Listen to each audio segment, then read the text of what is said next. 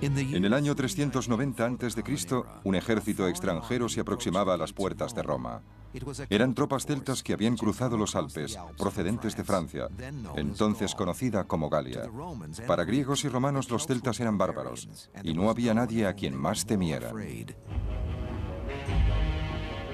La palabra es pánico. Disponemos de ocasionales referencias de autores clásicos al mundo celta que casi siempre destilan el concepto "son peligrosos, un pueblo al que hay que evitar". En parte se debía a la constitución física de los celtas.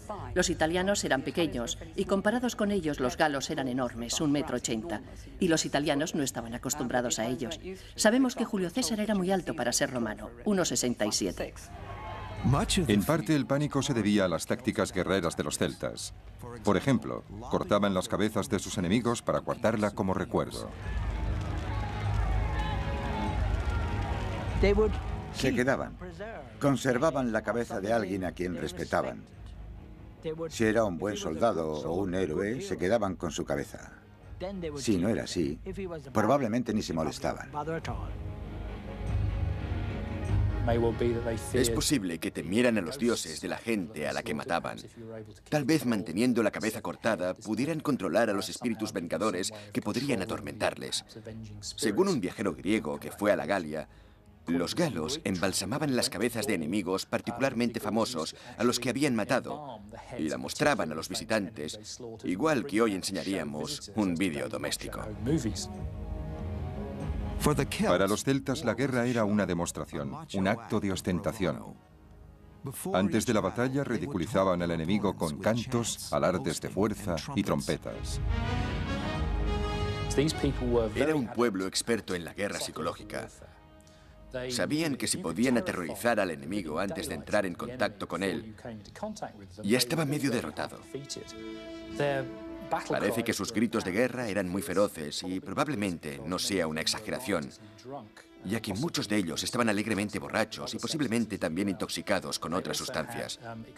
También disponían de unos cuernos, trompetas de guerra, extremadamente ruidosos, por lo que es evidente que tenían la intención de hacer el mayor ruido posible para asustar al enemigo. La estructura de la sociedad se basaba en el éxito en la guerra. Si se quería llegar a ser alguien, si se quería alcanzar una posición superior, era necesario ser un buen guerrero. Por lo que había hombres muy preocupados por su físico. Incluso hacían pruebas para controlar el sobrepeso. Cada comunidad tenía una especie de cinturón y si su cintura era mayor a la circunferencia del cinturón, eran castigados e injuriados por sus iguales, hasta que adelgazaban y perdían peso. Para demostrar su valor, muchos celtas combatían desnudos, algunos con muy poco más que pinturas de guerra de vivos colores. Ese era otro de los elementos que asustaba a los romanos. No sabemos por qué peleaban desnudos. Una explicación posible es que tuviera algún propósito religioso. Podría ser un rito, pero también para presumir de músculos y de pinturas corporales. En parte era una cuestión de valor, además del rito. Cuando estás peleando te desprendes de todo y te ofreces a los dioses. Para griegos y romanos la guerra era un serio asunto de conquista. Lo que les desconcertaba de los celtas era que no seguían las reglas clásicas de la guerra. Para estos, la guerra era la oportunidad de demostrar el valor individual. A los ejércitos romanos se les enseñaba a pelear en equipo. A los soldados les decían que confiaran y se apoyaran mutuamente en el campo de batalla. Mientras que parece ser que para un ejército celta, la guerra era más bien un deporte de competición, en el que los guerreros competían entre sí para conseguir honores y gloria.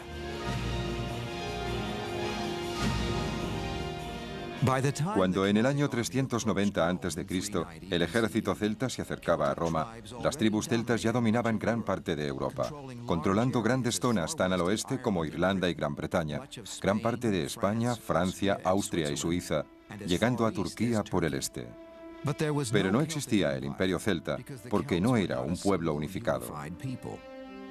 Los celtas estaban formados por tribus individuales que compartían una cultura similar, elementos tales como la lengua, el arte y un espíritu libre. Un planteamiento ante la vida, el arte y la religión. Y no hay duda de que los celtas tenían un planteamiento característico ante la vida de evidente despreocupación. Estos pueblos que vivían en tierras tan distintas como Irlanda, España o Turquía probablemente no mantenían un contacto directo entre ellos, pero su cultura y su lengua eran similares, y en algunos casos también su arte. Artefactos celtas que han sido encontrados en lugares tan distantes como Irlanda y Hungría son muchas veces idénticos en estilo. ¿Cómo es posible que la cultura celta se extendiera tan ampliamente? Los arqueólogos no están seguros, pero creen que se debe a una combinación de comercio, migraciones y campañas militares. Gran parte de la cultura celta sigue siendo un misterio, porque estos no dejaron nada escrito. La suya era una tradición oral, y mucho de lo que sabemos se lo debemos a los escritos de sus enemigos. Lo único que tenemos son opiniones griegas y romanas, pero si intentas evaluar a un pueblo extranjero, no es muy fácil hacerlo cuando lo estás mirando por encima de tu escudo y ellos te están gritando. Uno de los elementos que ayudó a extender la influencia celta fue su destreza trabajando el metal. Eran expertos en la fabricación de herramientas de guerra. Espadas largas de duro acero con un buen filo, escudos, armaduras y especialmente vehículos como cuadrigas en las que las grandes ruedas llevaban aros de hierro a modo de llantas, lo que significa que eran muy maniobrables y resistentes. Una de las pruebas que demuestran que los pueblos de la Galia no eran tan bárbaros como los romanos sugerían era su extraordinario dominio de la tecnología del hierro. Eran capaces de crear objetos de hierro que inicialmente los romanos no sabían fabricar. Y un buen ejemplo es la llamada cota de mallas, una armadura de anillas de hierro que probablemente fuera inventada por los celtas y rápidamente adoptada por las legiones romanas en el siglo III a.C. Cuando un ejército celta estaba a las puertas de Roma, en el año 390 a.C., presto a destruir un mundo clásico que estaba entrando en una era dorada, la misma Roma ya había empezado a adoptar el modelo griego de arquitectura y arte dramático. Grecia estaba alcanzando un nuevo pináculo en filosofía con las enseñanzas de Sócrates, Platón y Aristóteles. E Hipócrates, el médico griego, había establecido las bases de la medicina moderna. A los romanos les desconcertaba que unos bárbaros, como ellos consideraban a los galos celtas, quisieran visitar el mundo clásico.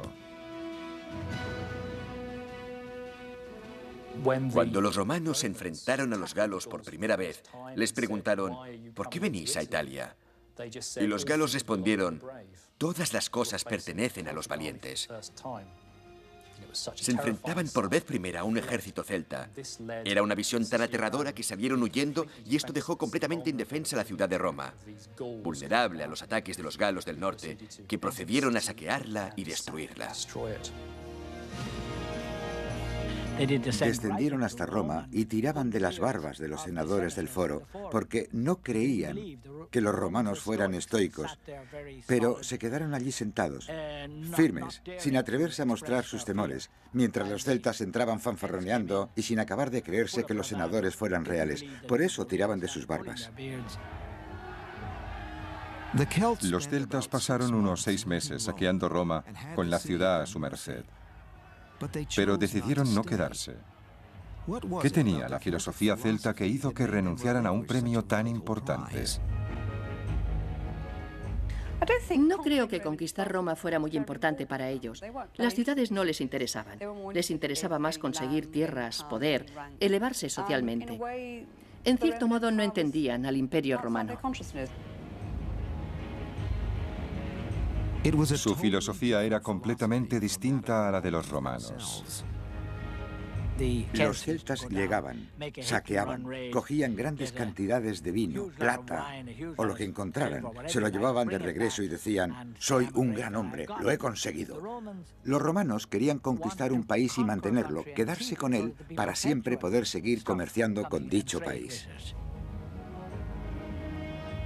Los romanos consiguieron que los celtas se marcharan sobornándolos con oro, pero estos dos enemigos volverían a encontrarse.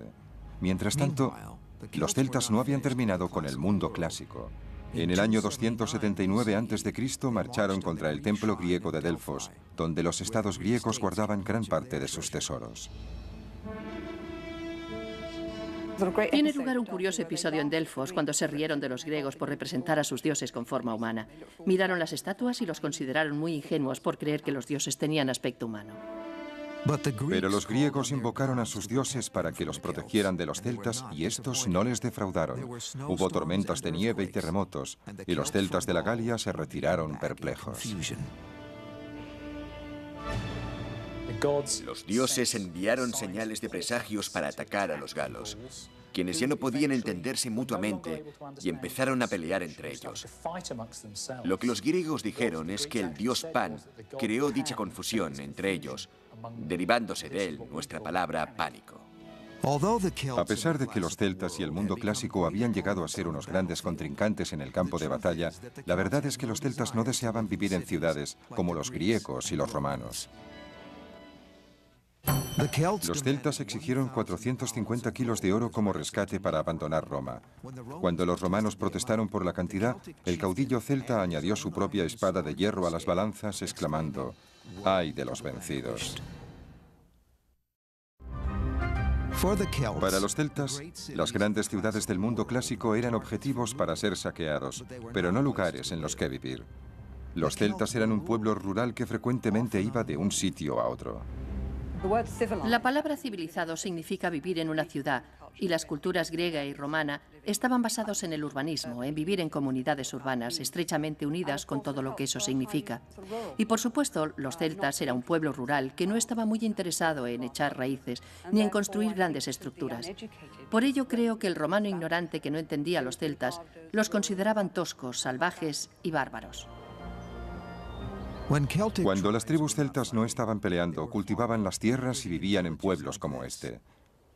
En el sur de Inglaterra, los arqueólogos han recreado una granja celta, con sus edificaciones, sus animales y sus cultivos, los elementos que conformaban la vida celta hace más de 2000 años. Eran los granjeros quienes financiaban las campañas de los guerreros. Es una sociedad jerarquizada, con un caudillo en la cúspide y bajo él, y no necesariamente para que ese caudillo siga ocupando su lugar, se encuentra la aristocracia guerrera. Bajo ella, la gente que genera el dinero o la riqueza, que así lo prefiere, para que exista dicha aristocracia. Estamos hablando de los granjeros, los empresarios, los carreteros, la gente que comerciaba y producía esa economía excedente que permitía la existencia de la aristocracia. Los celtas vivían principalmente en pequeños pueblos sin aplicar el concepto romano de Estado. También, a diferencia de los romanos, que construían con piedra, los celtas lo hacían con madera, barro y paja, por lo que muy pocas construcciones han sobrevivido hasta nuestros días. Pero los arqueólogos que han reconstruido las edificaciones celtas dicen que muestran una gran complejidad. Cuando se analizan las grandes casas circulares considerando su forma arquitectónica, se llega a la conclusión de que son mucho más complejas, tanto en concepto como en su ejecución, que construir un gran templo de piedra. Creo que son muy superiores, pero utilizaron unos medios diferentes. Utilizaron madera con la que crearon grandes estructuras, edificaciones domésticas con una superficie de 190 metros cuadrados. Para cubrir una casa con un diámetro de casi 20 metros, estamos hablando de 16 toneladas de paja, y eso solo para cubrir el tejado. Tal vez la edificación más importante de un pueblo celta fuera el salón de banquetes, en el que los guerreros satisfacían su pasión por la comida y la bebida. Tenemos que imaginar esta gran casa circular, con el fuego en el centro y tal vez un cerdo o un buey asándose en ese fuego central, y a su alrededor los guerreros en orden ascendiente, desde la puerta hasta el jefe, quien se sentaba frente a la puerta ocupando la posición de mayor influencia. Con relación a la comida, lo más importante entre los celtas era la porción del héroe. La porción del héroe era el mejor trozo de carne y se daba al héroe. Provocaba muchas disputas, ya que era frecuente que dos guerreros se desafiaran para saber quién se quedaría con la porción del héroe. Todo el mundo gritaba, apartaban las mesas y parecía que en el salón se celebraba un duelo, seguramente a muerte. Con esto puede entenderse por qué los griegos y los romanos se lo pensarán dos veces antes de invitar a los galos a comer. Los escritores clásicos constantemente criticaban a los celtas por no diluir el vino concentrado de la época. No se molestaban en diluirlo, ya que lo bebían para alcanzar lo más rápidamente posible un estado de parálisis. Esa es una de las razones por la que este pueblo fuera considerado como bárbaro. Aunque la pasión de los celtas era la uva, su especialidad fueron los cereales. Los granjeros celtas, especialmente en Inglaterra, estaban entre los más avanzados de su tiempo.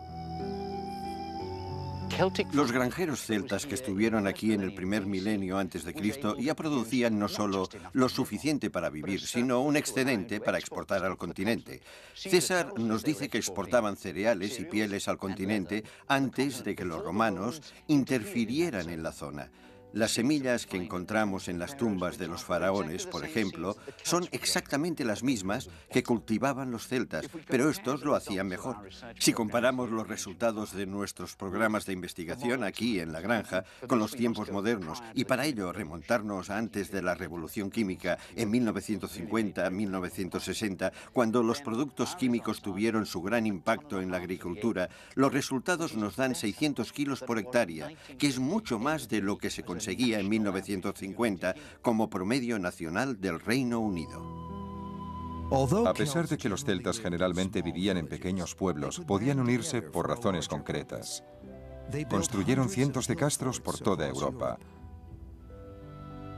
El de Maiden Castle, cerca de Dorchester, en Inglaterra, fue construido alrededor del año 500 a.C. para protegerse de otros guerreros e incluso es posible que de otros celtas. Tiene una extensión de unas 40 hectáreas y sus enormes defensas se esculpieron en las colinas. Fue construido sin la ayuda de ninguna tecnología sofisticada. Este pueblo disponía de unas herramientas de hierro muy eficaces con las que cortaban la piedra de creta de las colinas y trasladaban la tierra en pequeñas cantidades, en cestas. La construcción de estos castros se fue desarrollando a lo largo de 400 o 500 años. No solo les preocupaba defenderse de sus enemigos, sino también impresionar a las otras comunidades e incluso a ellos mismos con su gran poder. Los castros no solo les ofrecían protección, sino también un lugar en el que vivir y almacenar el grano. Por el año 200 a.C., este castro tendría más o menos el mismo aspecto que en la actualidad, pero su interior estaría cubierto por aquí con grandes casas de techos cónicos y muchas instalaciones para almacenar los productos agrícolas. Pero los castros como el de Maiden Castle también fueron construidos por otras razones. Los arqueólogos creen que también eran monumentos religiosos. No hay duda de que un lugar como este tenía una importante función religiosa. Por ejemplo, resulta interesante y curioso que muchos de estos asentamientos de la Edad de Hierro, no solo los castros, sino también pequeñas alquerías, tuvieran su entrada orientada al este. Esto sugiere que el trazado de incluso las grandes construcciones, como los castros, respondía a algún tipo de código religioso o normas que en la actualidad solo podemos suponer. ¿Cuáles eran las creencias religiosas de los celtas? Exploraremos su mundo de dioses, templos y sacrificios humanos, y sus oscuros sumos sacerdotes, los druidas.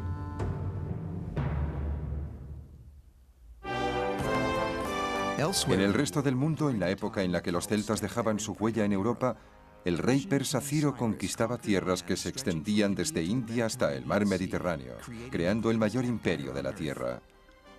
Grecia, bajo el gobierno de Pericles, entraba en la Edad de Oro de Atenas y el Partenón. Y Siddhartha Gautama, Buda, iniciaba una búsqueda espiritual que cambiaría el curso de la historia en el sudeste asiático.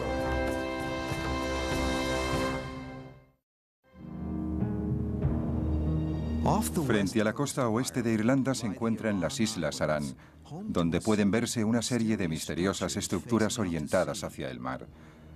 Tienen una antigüedad de por lo menos 2000 años y durante mucho tiempo se pensó que eran fortalezas celtas. Pero los trabajos de los arqueólogos sugieren algo completamente distinto. Estructuras como esta, la de Tuna Engus, eran versiones celtas del Coliseo, anfiteatros para grandes acontecimientos. Estoy seguro de que eran utilizadas como centros ceremoniales. Tenían una plataforma natural muy parecida a la de un escenario que se encuentra en todos ellos. Y estaban rodeados por estas estructuras.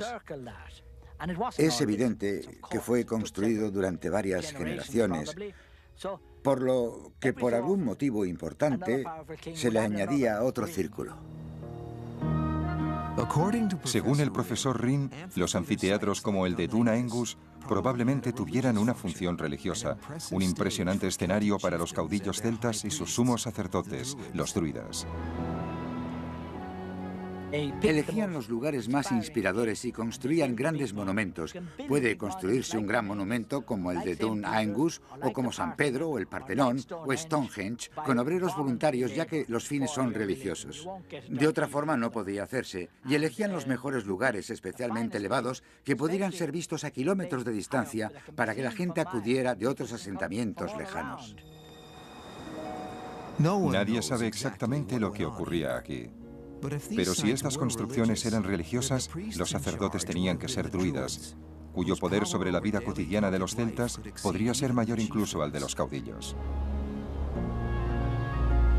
Eran al mismo tiempo sacerdotes, abogados, tal vez incluso médicos. Hacían de árbitros en las disputas. Eran maestros, eran profetas, veían el futuro y principalmente controlaban todo lo sobrenatural y mediaban entre los dioses y los humanos. Los druidas eran esenciales para el éxito de los celtas en la guerra. Aconsejaban a los caudillos sobre el día en que deberían iniciar la batalla. Un calendario de bronce encontrado en Colín, en Francia, del que solo quedaban unos meses, nos sirvió para reconstruir todo el calendario de los celtas locales. Algunos de los días se llamaban matis y otros en matis, que significaba día con suerte y sin suerte. No se pelea en un día sin suerte, se espera a un día con suerte. Es decir, ejercían una gran influencia sobre la gente. La formación de un druida llevaba 20 años, porque todo debía ser memorizado. Los celtas casi no escribieron nada. En vez de ello, transmitieron todos sus conocimientos mediante la lengua celta. Lo que he dicho en irlandés, que es la lengua celta clásica de la actualidad, es que los celtas no tenían un sistema de escritura. No supieron escribir hasta que se encontraron con los romanos y en épocas posteriores. En realidad lo aprendieron todo de memoria, especialmente los druidas. Tal vez fuera un método para mantener los conocimientos entre ellos y que no cayeran en manos de otros pueblos. Los druidas tenían poder sobre la vida y la muerte y seleccionaban a las víctimas de los sacrificios humanos. Como este hombre encontrado en 1894 en un pantano inglés. Le habían golpeado en la parte posterior de la cabeza, le habían cortado el cuello, lo habían estrangulado con alambre y luego lo echaron al pantano. Desafortunadamente, no tenemos su versión de por qué sacrificaban a la gente. Solo podemos especular. Es probable que pidieran la ayuda de los dioses por alguna razón, tal vez para agradecerles su ayuda y la victoria en la guerra. Sabemos que estaba bien alimentado, sabemos que no era un obrero, tenía las uñas muy cuidadas y un bigote cuidadosamente cortado. Probablemente fuera alguien de cierta importancia. Es posible que para que el sacrificio humano fuera eficaz, tuviera que ser alguien que tuviera una cierta posición en la comunidad. Es posible que incluso fuera algún miembro de la Casa Real. Es posible que las víctimas fueran voluntarios porque los celtas no le temían a la muerte. Los druidas les hablaban de otra vida y las tumbas celtas estaban llenas de instrumentos para utilizar en esa otra vida. En cuanto a sus dioses, los celtas no adoraban a un solo dios, sino a cientos de deidades que se encontraban en la naturaleza.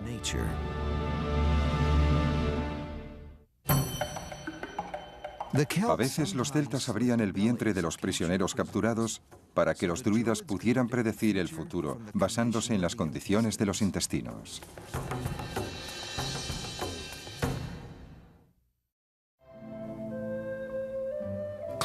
Su arte constituye una prueba irrefutable de la naturaleza libre de los celtas. El arte clásico de Grecia o de Roma se basaba en una interpretación realista de las formas humanas. Pero por el contrario, el arte de los celtas estaba más cerca del arte abstracto o impresionista. No les gustaba el realismo. No les parecía artístico. Así que cogían, por ejemplo, la figura de un animal o una planta y la convertían en algo anormal para que expresara algo más que el objeto real. Si pensamos en términos de formas artísticas como el método para averiguar la espiritualidad de un pueblo, el mundo celta tenía un gran sentido de la libertad, un sistema de diseño abierto en todos los sentidos. Siempre creyeron que podían hacerlo mejor que Dios. Él creó un hombre bueno. Nosotros lo tatuaremos y conseguiremos que sea más atractivo. Su arte era diferente porque era abstracto, decorativo. Pero fue la primera expresión artística auténtica. El arte por el arte, no el de los Alpes. Y eso es muy importante. Es precioso, realmente precioso. El arte celta refuta la afirmación del mundo clásico de que los celtas eran unos bárbaros. Algunos de los escritores griegos y romanos, en particular el griego Polibio, dijeron que los galos no tenían ningún arte y los objetos que estos producían carecían de valor, porque su sentido estético era muy diferente. Creo que constituye una de las grandes tradiciones artísticas de Europa. Puede compararse con cualquiera de las grandes formas artísticas europeas. Es muy profundo, es extremadamente hábil y los artistas modernos que intentan reproducir algunos de sus diseños les parece muy difícil. Los contrastes entre los celtas y los romanos iban más allá del arte, llegando al campo de batalla. Un ambicioso general romano invadiría las tierras de los celtas buscando mejorar su reputación a base de la sangre celta. Se llamaba Julio César. El poder militar celta había alcanzado su cúspide alrededor del año 300 a.C. Pero en el año 60 a.C., los celtas ya no eran el poder más temido de Europa. Ahora ese título pertenecía a sus viejos enemigos, los romanos. Julio César, uno de los generales romanos con mayor futuro, sabía que necesitaba conquistas extranjeras para ganar fama, dinero y poder. En el año 58 a.C., eligió su objetivo y cruzó los Alpes para invadir la Galia celta, la moderna Francia. Para Julio César, la Galia simplemente representaba una oportunidad a gran escala de relaciones públicas y un medio de conseguir un gran botín. La mayor cantidad posible de oro para enriquecerse personalmente y para ganar gloria militar. Todo ello le ayudaría a adquirir un mayor poder en Roma. Tuvo muy poca relación con los galos. Solo fueron las oportunidades que se presentaron cuando lo necesitaba. Iba a ser una lucha entre la maquinaria militar romana y las tribus celtas, que carecían de una defensa cohesionada. Los romanos disponían de un ejército organizado. Era un pueblo sistemáticamente militar que iba a la guerra disponiendo de unos maravillosos métodos de combate de los que carecían los celtas y otros pueblos. Los celtas no estaban acostumbrados a combatir juntos. Había alianzas entre tribus, pero ellos estaban acostumbrados a luchar entre sí. No estaban preparados para la feroz escala de la guerra de la conquista imperial que César llevó a cabo. César consiguió eliminarlos tribu por tribu.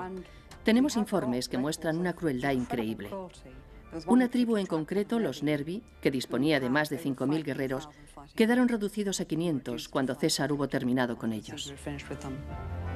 Según los relatos de los romanos, la campaña de César en las Galias tuvo como resultado más de 1 millón de celtas muertos y otro 1 millón tomados como esclavos.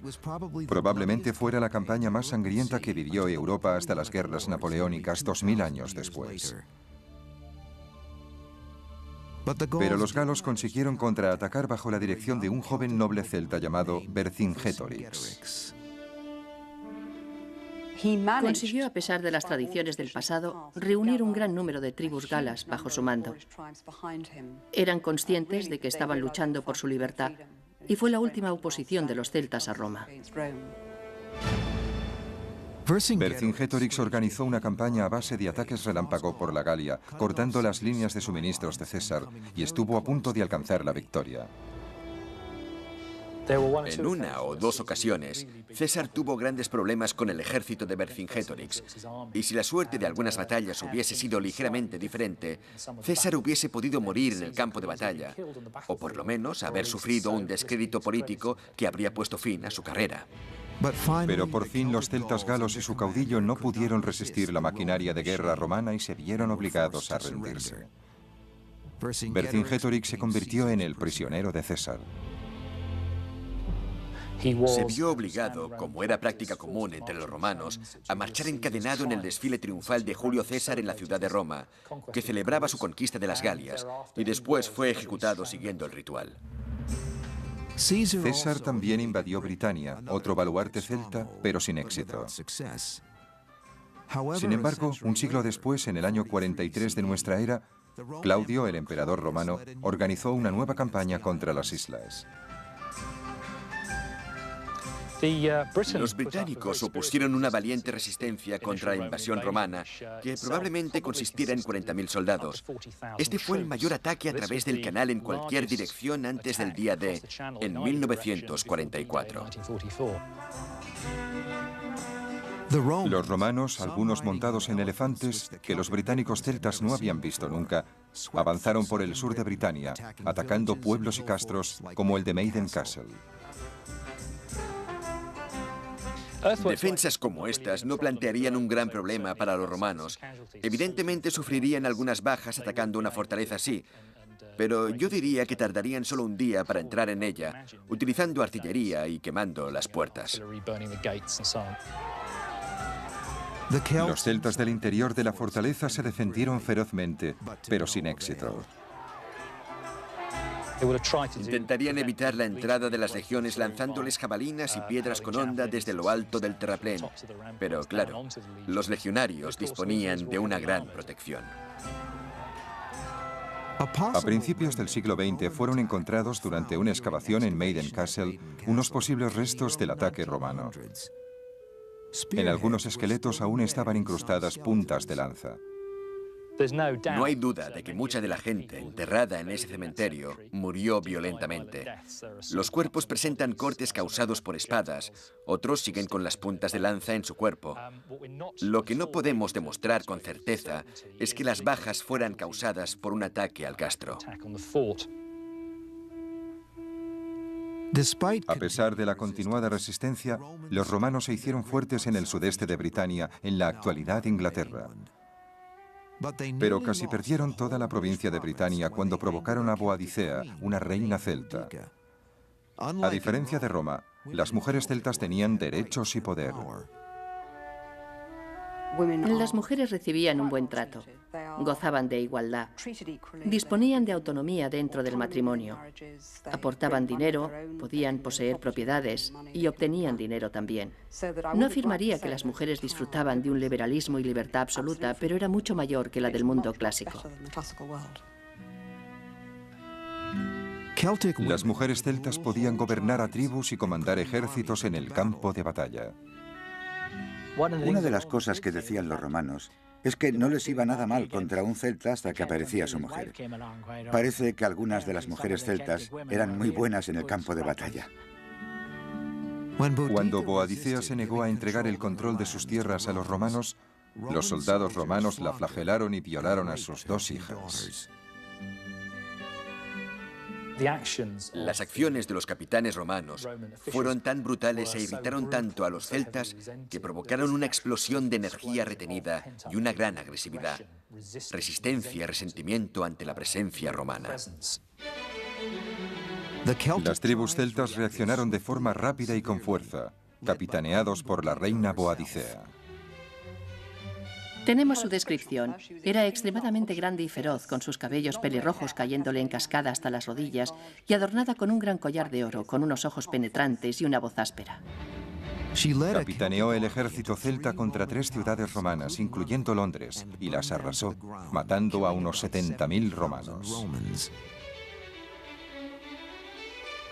Prácticamente borró la presencia romana. Ella y su ejército mataron a todos los que encontraron en su camino. Y si se excavara en cualquiera de estas ciudades, llegando hasta la era romana, se vería una gran capa negra de destrucción que se puede atribuir directamente a sus actividades. Se trataba de un gran ejército, formado no solo por guerreros varones, sino también por mujeres y niños. Todo el mundo acudía a ver cómo los odiados romanos eran masacrados. El ejército de Boadicea estuvo tan cerca de conseguir la victoria total que Nerón, el emperador romano, consideró seriamente retirarse de Britania. Pero en una confrontación decisiva, el ejército de Boadicea fue derrotado. Ella y sus hijas prefirieron suicidarse antes que rendirse ante los romanos. Gradualmente, después de eso, las tribus celtas de Britania se romanizaron. La gente se vio obligada a vivir en ciudades. Cuando los romanos invadieron Britania, lo primero que hicieron fue imponer la urbanización, porque así podían controlar al pueblo. Así, la vida se concentró en las ciudades, en las nuevas ciudades que fueron construidas.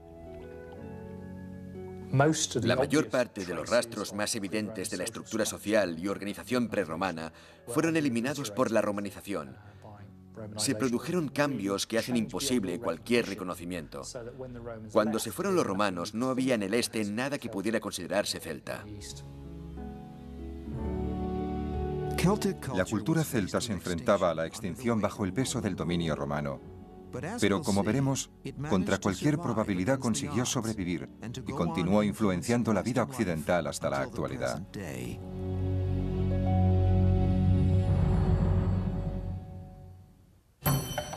Las legiones romanas eran adiestradas para una férrea disciplina. Los legionarios podían ser apedreados hasta la muerte por cobardía en el campo de batalla, e incluso por quedarse dormidos estando de guardia. Los romanos dominaron Britania durante casi 400 años, y en las zonas en las que se asentaron, especialmente Inglaterra, la cultura celta desapareció. Pero las zonas que los romanos casi no tocaron, las escabrosas tierras de Gales, Escocia e Irlanda, la cultura celta siguió prosperando y seguía intacta cuando los romanos abandonaron Britania en el año 410. Los celtas de Irlanda y de Escocia siguieron siendo celtas, no fueron romanizados, y por ello siguieron con sus propias lenguas, sus formas artísticas y sobre todo con sus propias leyes. Apenas se habían marchado los romanos cuando se vieron amenazados por nuevos invasores, anglos y sajones, quienes llegaron para llenar el vacío dejado por los romanos. Uno de los guerreros celtas que se dice se opuso a ellos fue inmortalizado por la leyenda. Se llamaba Arturo. Se dice que tras una serie de batallas, retrasó el avance hacia el oeste de los anglosajones germánicos, y con ello ayudó a la supervivencia de los británicos occidentales, quienes, por supuesto, más tarde se convirtieron en los pueblos que nosotros conocemos como Gales y Cornualles. Escritores futuros inmortalizaron a Arturo en la leyenda de Camelot, basándose en las tradiciones celtas. La historia del Santo Grial puede encontrarse en el folclore irlandés. Y la historia de Excalibur, la espada del rey Arturo, que éste tira al agua pero la recupera la reina del lago, está basada en la tradición guerrera celta.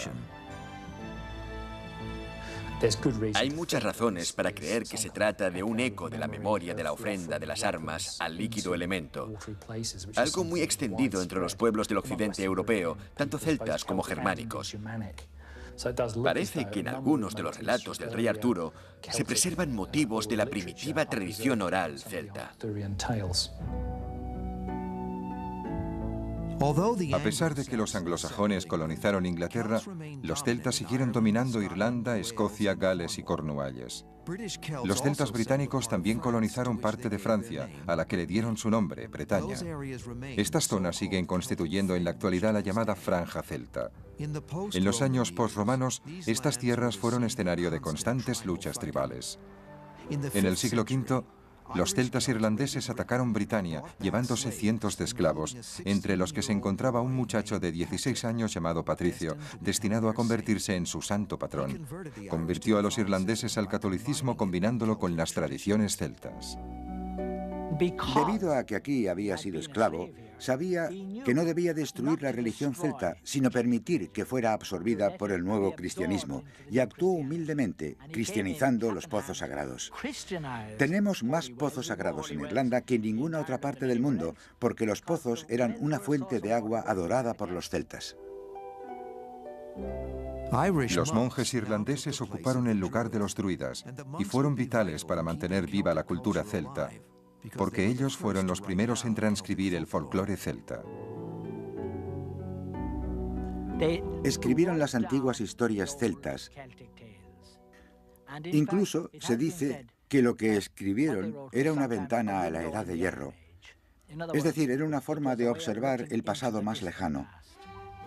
De no haber escrito las antiguas narraciones celtas, nos habríamos perdido una parte importante de nuestra historia y sabríamos mucho menos acerca de los celtas. Tendríamos que basarnos únicamente en los relatos de los escritores clásicos griegos y romanos, quienes, por supuesto, mantenían distintos prejuicios. Desde entonces, los países celtas han mantenido sus lenguas y muchos de sus antiguos rasgos, especialmente el individualismo. La necesidad de tener que afirmar la individualidad, la necesidad de preservar una cultura, lo encontramos donde quiera que vayamos en el mundo moderno celta, tanto si es Escocia, Gales, luchando por su lengua, o bien Britania, luchando de nuevo por su lengua y su forma independiente de vida. Es algo fundamental para los celtas desde el tiempo de los romanos. Para mí, el mundo celta prehistórico tipifica la libertad que los europeos expresan cuando están sometidos a una gran presión. Creo que se encuentra en el diseño curvilíneo, la curva abierta. El hombre que dice: yo no me ato a nada, soy un ser libre. Esto es lo que quiero hacer. Ese es el legado del mundo celta al nuestro. Si un antiguo guerrero celta regresara hoy a tierras celtas, podría encontrar que la cultura, así como el paisaje, le resultaría familiar. Creo que se sentiría como en casa. Encajaría con la gente, iría al pub por la noche a tomarse una cerveza y a charlar con los hombres, y bailaría un poco, escucharía música, discutiría y se divertiría. El legado de los celtas sigue vivo en su arte, su lengua y su actitud ante la vida. Pero ese legado estuvo a punto de ser mucho más. Si los celtas que conquistaron Roma hace 2400 años se hubieran quedado en vez de marcharse aceptando el soborno, es posible que hubieran sido los celtas quienes hubiesen levantado un imperio europeo. Es uno de los giros del destino que deberíamos considerar en nuestra búsqueda de la historia.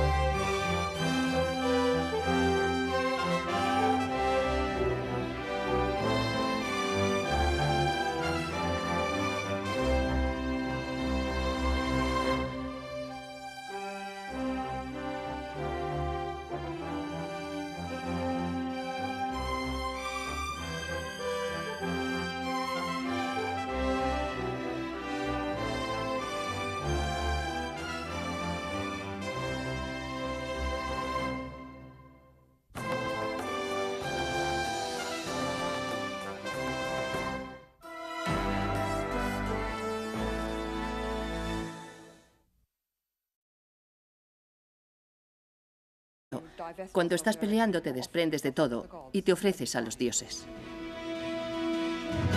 Para griegos y romanos, la guerra era un serio asunto de conquista. Lo que les desconcertaba de los celtas era que no seguían las reglas clásicas de la guerra. Para estos, la guerra era la oportunidad de demostrar el valor individual. A los ejércitos romanos se les enseñaba a pelear en equipo. A los soldados les decían que confiaran y se apoyaran mutuamente en el campo de batalla. Mientras que parece ser que para un ejército celta, la guerra era más bien un deporte de competición, en el que los guerreros competían entre sí para conseguir honores y gloria.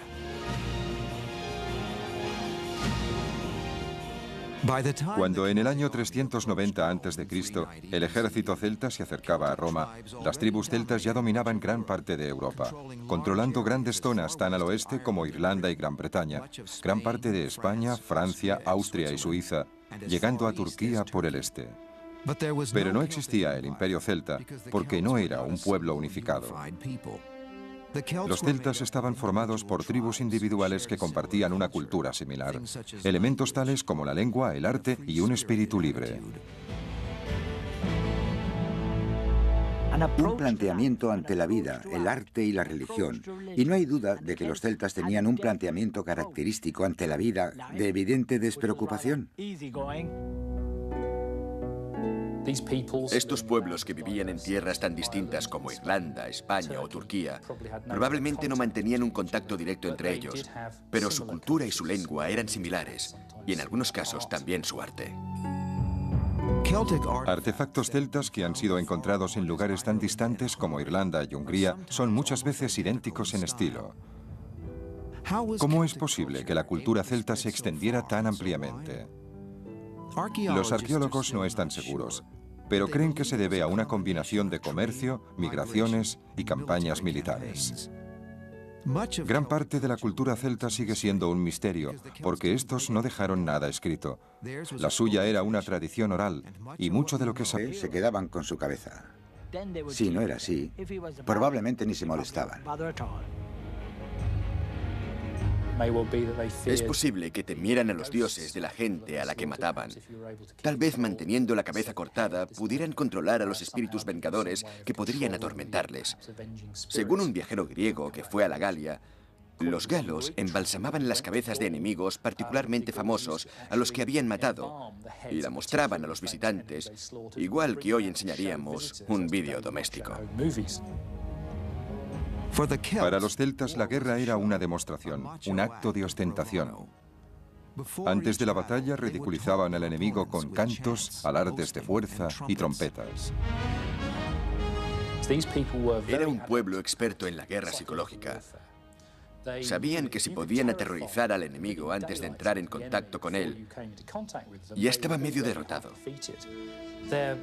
Parece que sus gritos de guerra eran muy feroces y probablemente no sea una exageración, ya que muchos de ellos estaban alegremente borrachos y posiblemente también intoxicados con otras sustancias.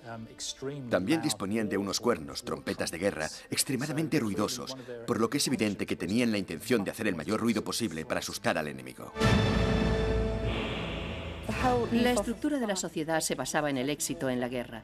Si se quería llegar a ser alguien, si se quería alcanzar una posición superior, era necesario ser un buen guerrero. Por lo que había hombres muy preocupados por su físico. Incluso hacían pruebas para controlar el sobrepeso. Cada comunidad tenía una especie de cinturón y si su cintura era mayor a la circunferencia del cinturón, eran castigados e injuriados por sus iguales, hasta que adelgazaban y perdían peso. Para demostrar su valor, muchos celtas combatían desnudos, algunos con muy poco más que pinturas de guerra de vivos colores.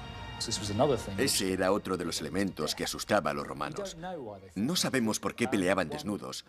Una explicación posible es que tuviera algún propósito religioso.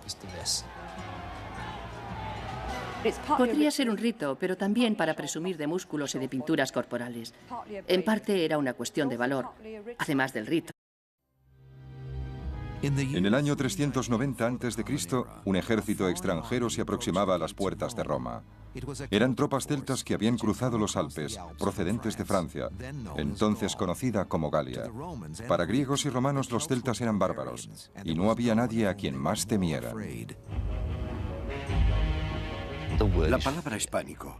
Disponemos de ocasionales referencias de autores clásicos al mundo celta que casi siempre destilan el concepto son peligrosos, un pueblo al que hay que evitar. En parte se debía a la constitución física de los celtas.